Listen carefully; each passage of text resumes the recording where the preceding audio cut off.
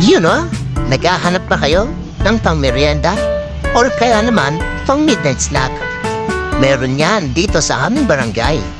Dito yan sa Kuya Dabs. Nag-o-offer sila ng overload hotdog sandwich. Yuhuu!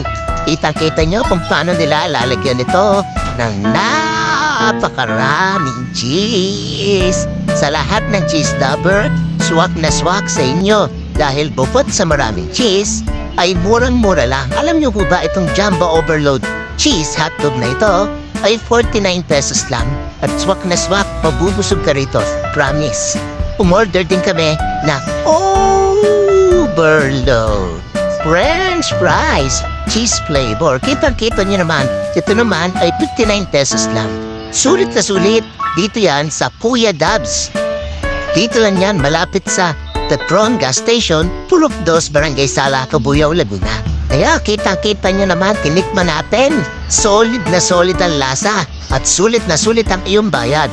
Kitang-kita mo ang overload cheese na nakalagay sa ibabaw nito.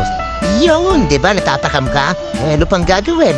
Hindi bumili ka na. At ito naman, sinusubukan ng kids ang overload French fries.